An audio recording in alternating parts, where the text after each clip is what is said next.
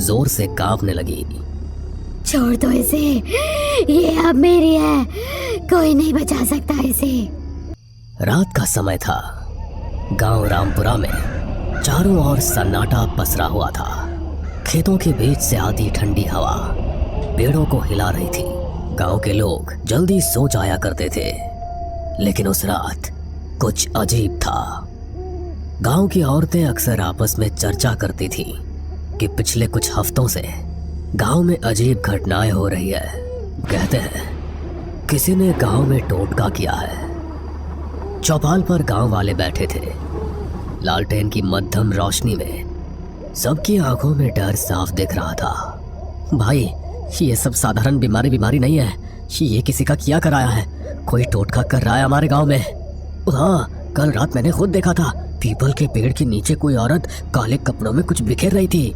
अरे ये तो बड़ा अशुभ है, टोटके का असर पूरे गांव पर पड़ेगा। देखो भाइयों, टोटका बहुत खतरनाक होता है। इससे इंसान की आत्मा तक को बांध लिया जाता है। हमें ये पता लगाना होगा कि ये कौन कर रहा है। मैंने अभी देखा, काली सड़क के किनारे किसी ने मिट्टी में खून से बने गोले और नींबू रखे हैं। ये सुनते ही सबकी रूह कांप गई। गांव के एक कोने में गोविंद का घर था। गोविंद की पत्नी रीना कई दिनों से बीमार पड़ी थी। सुनो जी, मुझे लगता है कोई मेरे गले को पकड़ लेता है, मैं चीख नहीं पाती। अरे ये कैसा वहम पाल लिया है तुमने? मैं तो पास ही लेटा रहता हूँ। नहीं जी, ये वहम नहीं है। कल रात मैंने साफ देखा, कोई परछाई मेरे सिरहाने खड़ी थी और उसके हाथ में खोपड़ी थी। अगले दिन सुबह गांव के तालाब के पास बच्चे खेलने गए तो उन्होंने देखा कि किनारे पर कई नींबू, कोयले की राख और लाल धागों में बंधी हड्डियां पड़ी थी। बच्चों ने शोर मचाया और गांव के लोग इकट्ठा हो गए। अरे देखो, ये तो साफ टोटके की निशानी है। अरे अब तो कोई शक ही नहीं बचा, कोई हमारे गांव को बर्बाद करना चाहता है। आज रात मुझे पूजा करनी होगी, वरना इसका असर और बढ़ जाएगा। उस रात गांव के लोग डर से जल्दी जल्दी अपने घरों में बंद हो गए। अचानक हवा तेज चलने लगी। नीम और पीपल के पेड़ जोर जोर से हिलने लगे।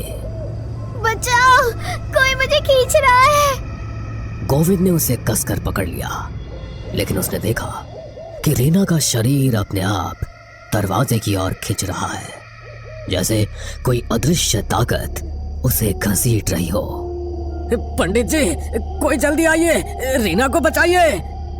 गोविंद की चीख सुनकर आधी रात में गांव के कई लोग दौड़े आए। रीना जमीन पर तड़प रही थी। उसके हाथ पांव ऐंठ रहे थे, आंखें उलट चुकी थी।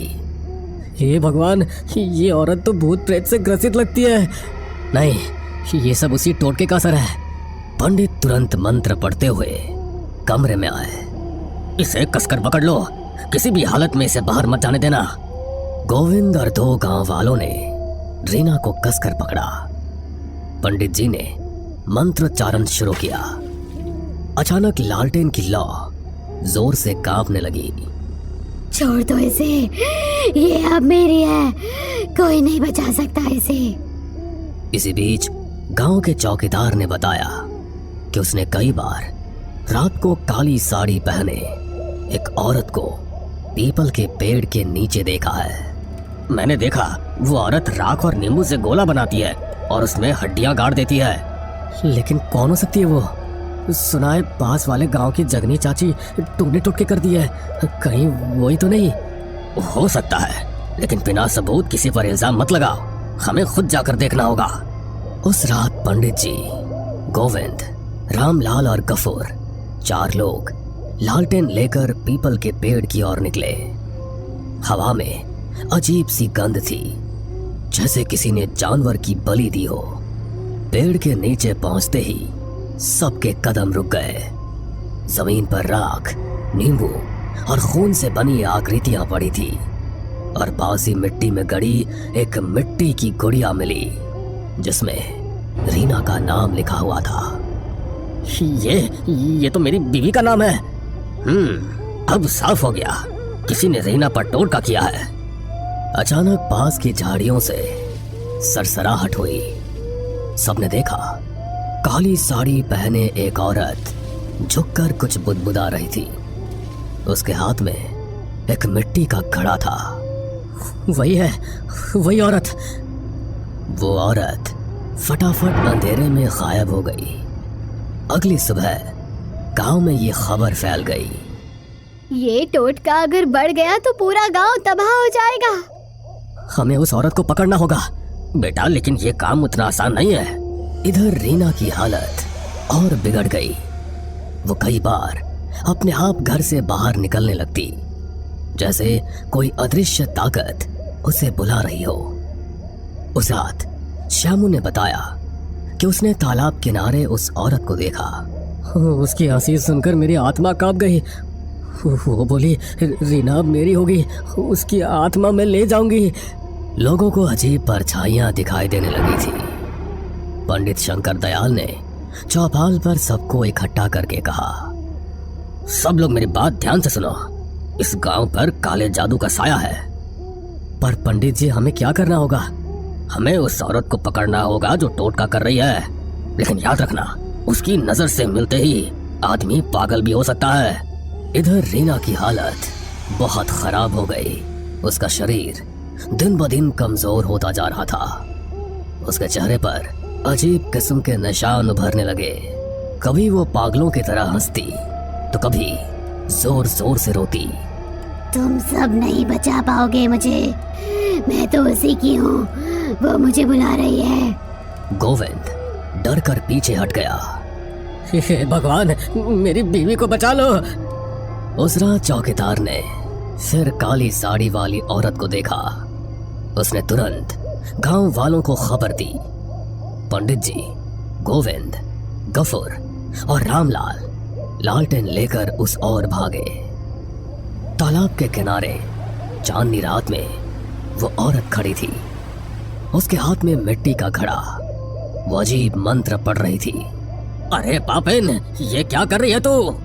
औरत ने धीरे धीरे मुड़कर उनकी ओर देखा। उसकी आंखें लाल थी। उसके होठों से खून टपक रहा था। आ गए तुम सब। जिसे बचाना चाहते हो उसे तो मैं पहले ही बांध चुकी हूँ। अब कोई नहीं छुड़ा सकता। तू कौन है? तुम्हारी रीना, उसकी किस्मत मैंने लिख दी है। उसके जीवन की डोर अब मेरे हाथ में है। अपना नाम बता, वरना अग्नि देवता की सौगंध खाकर कहता हूँ तुझे मैं यहीं जलाकर भस्म कर दूंगा। मेरा नाम जगनी है। हाँ, वही जगनी जिसका तुम सब ने तिरस्कार किया था। ये तो वही है। हाँ, तुम सब ने मुझे अपशकुनी कहकर निकाल दिया, मेरे बच्चों को भूख से मरने दिया। अब मैं एक एक से बदला लूंगी। और रीना, वो मेरे टोटके की पहली शिकार है। जगनी ने अचानक अपने घड़े से काला तरल जमीन पर फेंका। अचानक हवा तेज हो गई। काले धुएं से चारों तरफ अंधेरा छा गया। उसी वक्त रीना अचानक अपने घर से निकलकर भागती हुई वहां पहुंच गई। उसकी आंखें सफेद थी, चेहरा काला पड़ चुका था। माँ, मैं आ गई। रीना, ये तो क्या कह रही है? देखा, अब ये मेरी बेटी है। इसकी आत्मा मैंने अपने काले मंत्र से बांध ली है। पंडित जी, मेरी रीना को बचा लीजिए। आज ये निर्णायक रात है। या तो टोटका टूटेगा या फिर ये औरत रीना की आत्मा को लेकर चली जाएगी। रीना पागलों की तरह जगनी की ओर बढ़ रही थी। अरे दुष्टा, तेरे सारे टोटके मेरी मंत्र शक्ति के सामने टिक नहीं पाएंगे। उन्होंने हाथ में गंगा जल की शीशी उठाई और चारों ओर छिड़कने लगे। तू मुझे नहीं रोक पाएगा। जगनी ने अपना खून जमीन पर टपकाया। उसी पल काले धुएं से 3 काले साए निकलकर वहां घूमने लगे। उनकी आंखें अंगारों जैसी लाल थी। ये तो प्रेत है।